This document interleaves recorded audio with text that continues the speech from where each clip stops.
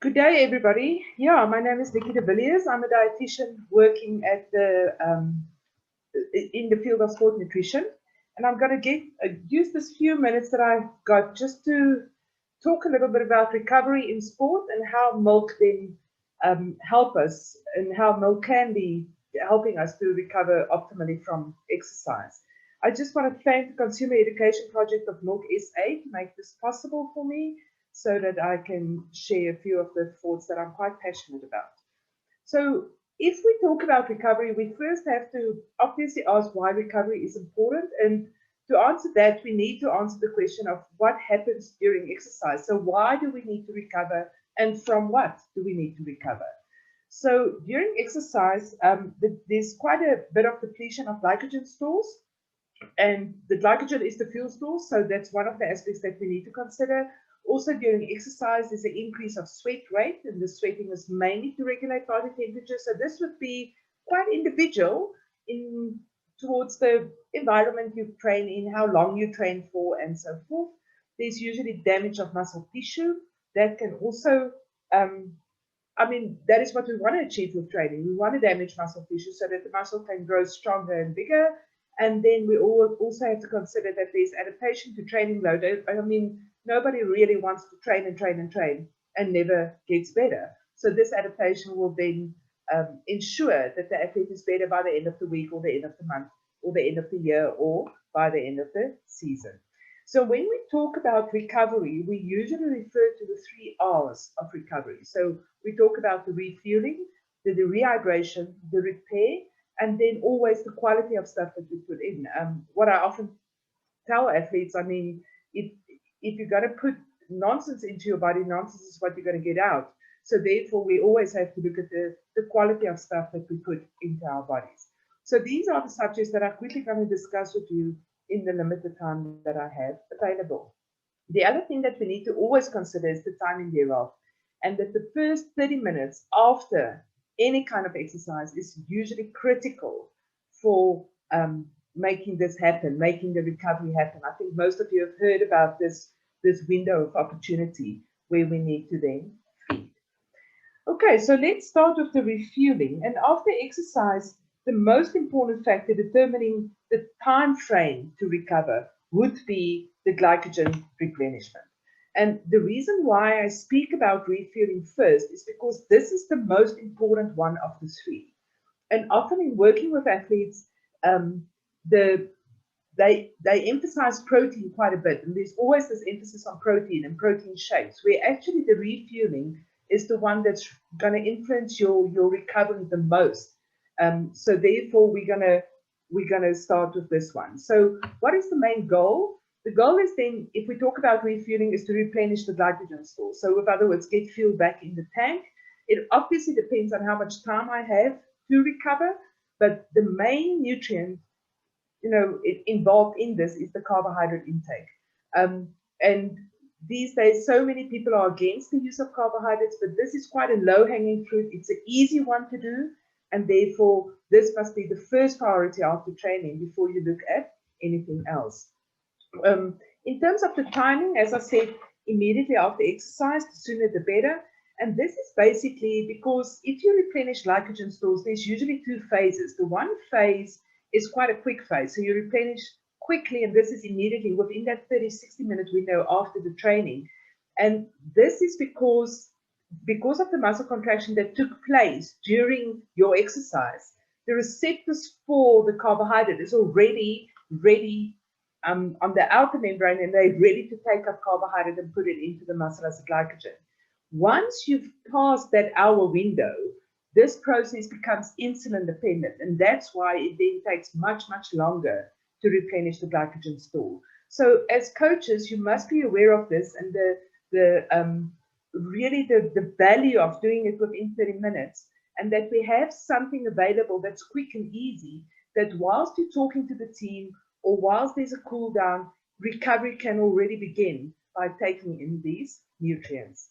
If you look at the type of stuff we need to take in, there's quite a bit of studies that compare types of carbohydrate. Should I eat cereal? Should I eat bread? Should it be solid? Should it be liquids?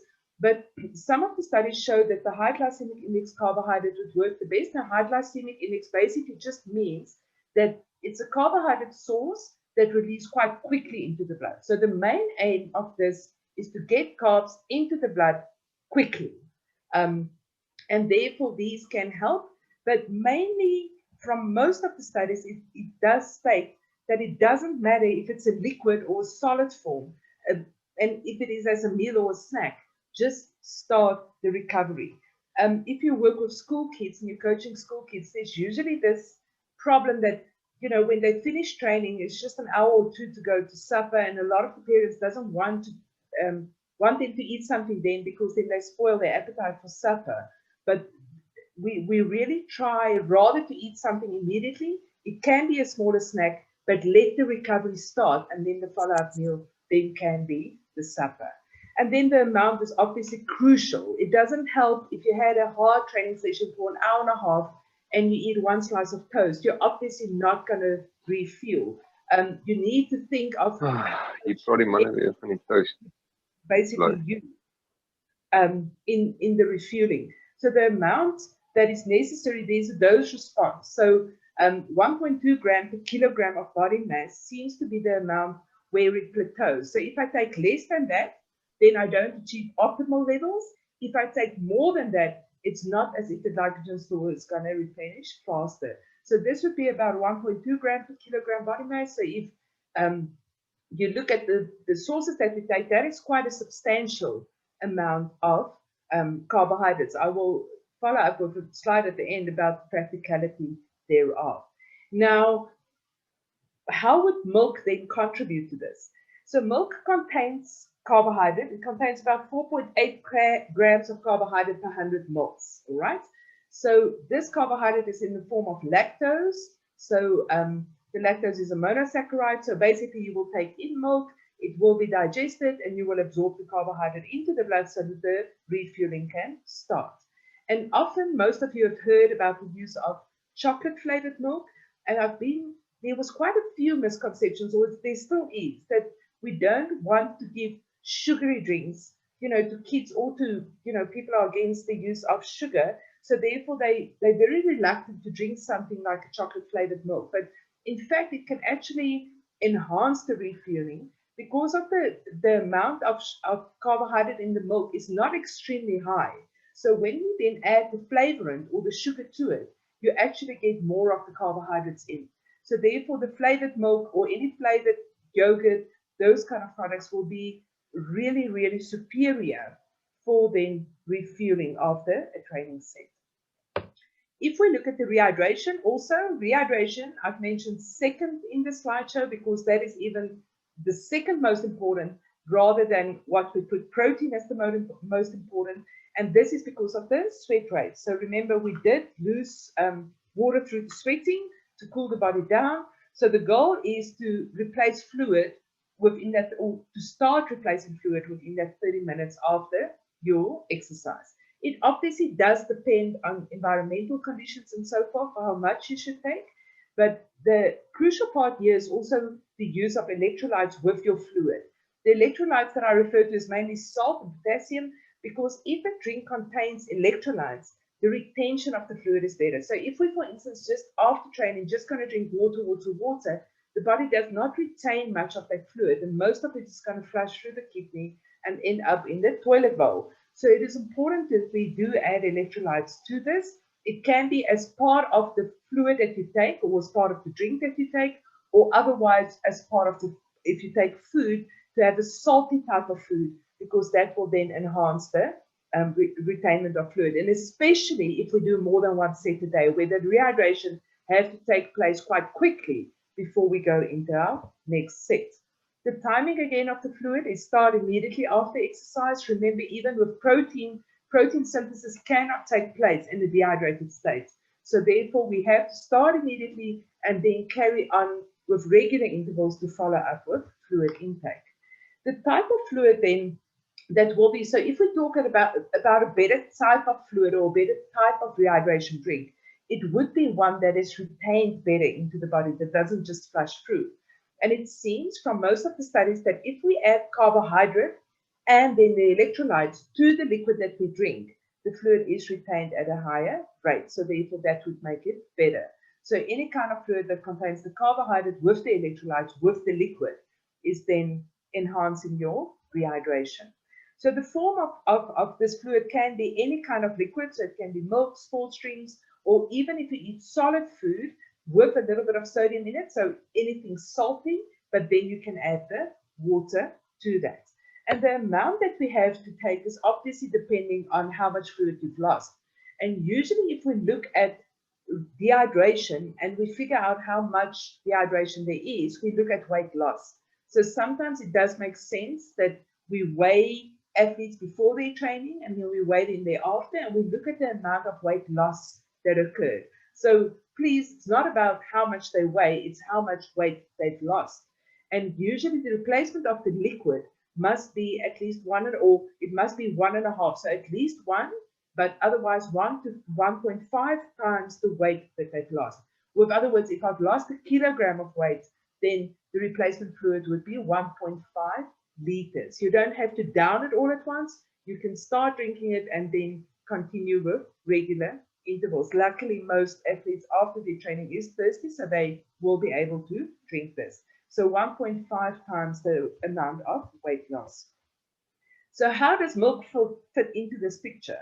So milk is quite it's a very positive thing for a rehydration drink. And this has been researched very, very well, that post-exercise consumption of the milk-based beverages has been shown to result in a much more positive net fluid balance than consuming equal amounts of a carbohydrate electrolyte beverage.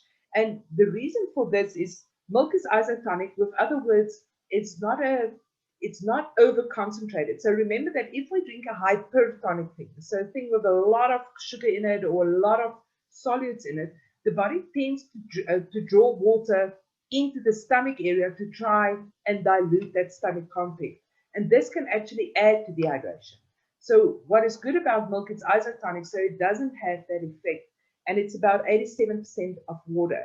It does contain carbohydrate, and it also contains the electrolyte. So it is it contains a naturally high concentration of the sodium as well as the potassium that will enhance the retainment of the fluid. It also comes in a natural food matrix.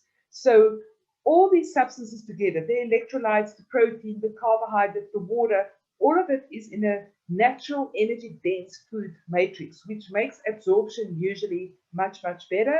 And it also minimizes the risk for any adverse, risk for doping and all those kind of things.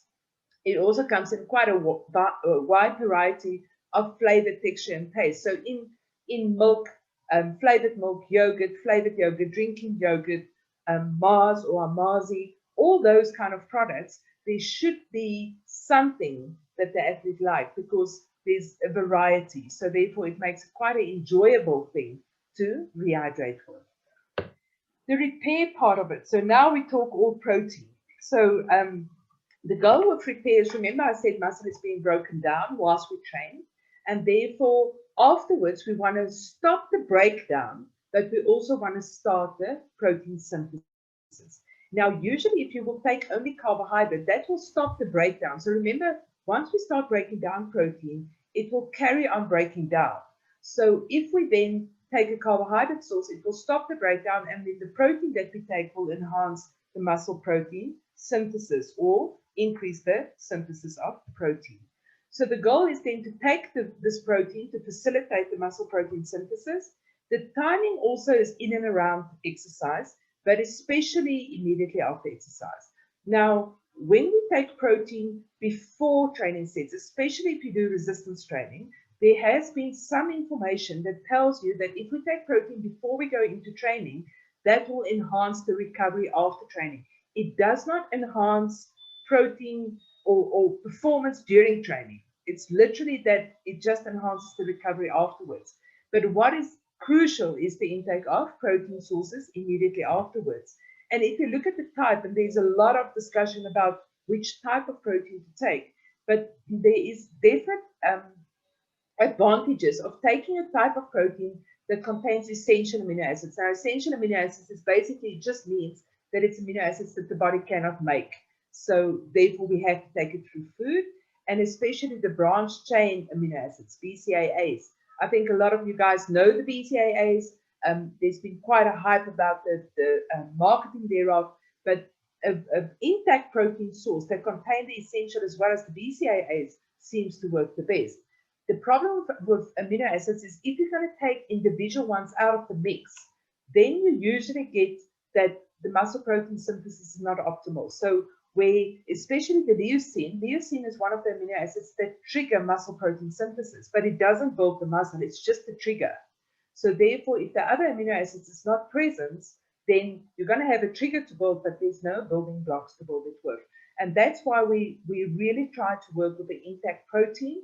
You all know whey protein. Whey protein is one of the proteins that's in milk, and the whey protein is very, very rich in the essential as well as the BCAAs and especially leucine. And that's why in most studies you will find that whey protein is superior for recovering this muscle protein synthesis. The amount also often overestimated. So a lot of the people will take huge amounts of protein, but this is also a dose-related response. And it seems that the intake of 20 to 25 grams of protein is enough to stimulate this muscle protein synthesis optimally. And that if we take extra, it doesn't help. So I usually advise athletes to rather stick to the 20 to 25 grams and repeat another dosage of 20 to 25 grams, maybe 3 hours later.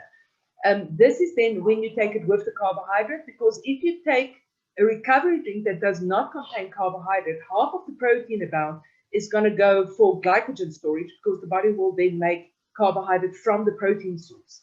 And that's why the combination is so important. If we work with bigger athletes, or if we want to individualize, we usually work with a 0.3 to a 0.4 gram of protein per kilogram of body weight. And then it will always work better if we combine the protein with the carbohydrate. So protein will be the building block, but the carbohydrate will supply the energy to build with. Otherwise, the body is going to use protein, which is quite an expensive source to make carbohydrates from. So if you look at milk and the content of milk, if we want to achieve that 20 grams of what we talk about, so milk has got about 3.4 grams of protein per 100 ml. So if we want to achieve the 20 gram of protein, we need to drink about 600 ml of the milk. Remember, this will give you the optimal essential amino acids as well as the branched chain amino acids. And through the milk, you will get then a mix of the casein protein plus the whey. The whey is the protein that absorbs quite quickly.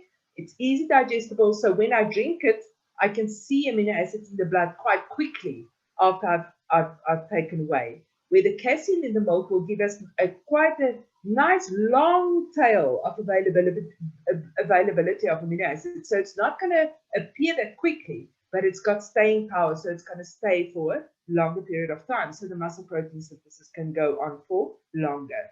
So it does contain all the essential amino acids and is abundant amounts of branched chain amino acids, especially in the leucine that is so important. So just to summarize, milk is therefore nature's sports drink, and it is naturally rich in nutrients to refuel, rehydrate, but also then to rebuild. And it's really been researched well that it's more effective than other post-exercise beverages for optimal benefits. With this milk then come freebies. So the freebies is the micronutrients, which include calcium, phosphorus, vitamin D, vitamin A, vitamin B2, B12, vitamin B3, potassium, sodium. So this is what you get all in this food matrix. And maybe, even if it's not maybe that important for recovery, obviously for health throughout, this is where we talk about the adaptation, and then we talk about the quality of stuff that comes in so that we can enhance the adaptation to training. So milk provides important nutrients, and it's convenient in a great tasting package. So the story of chocolate flavored milk really holds up. So just to give you an example, just to make it practical, before time runs out. So if I've got a athlete that weighs about 65 kilograms and she completes moderate to vigorous exercise for about an hour or an excess of an hour a day. So obviously that would fulfill that. We know she uses quite a bit of a glycogen. We know she sweats quite a bit and there's muscle breakdown. Her recovery prescription would be about 78 grams of carbohydrate. The 78 grams is then the 65 times 1.2 gram per kilogram, and then the 20 grams of protein that we spoke about. So if this lady would then take 600 mils of milk, she combines it with about 4 tablespoons of cocoa powder, and she adds a little bit of sugar, 4 teaspoons of sugar, to, make it palatable, but that should then give her the 78 grams of carbohydrate plus the 20 grams of protein that we're looking for. And this will then make it an optimal recovery drink. I really thank you for the time here, and that I could use this time to really talk what I'm passionate about and really confirm what most of you probably know by now, is that milk is really an optimal recovery drink for athletes.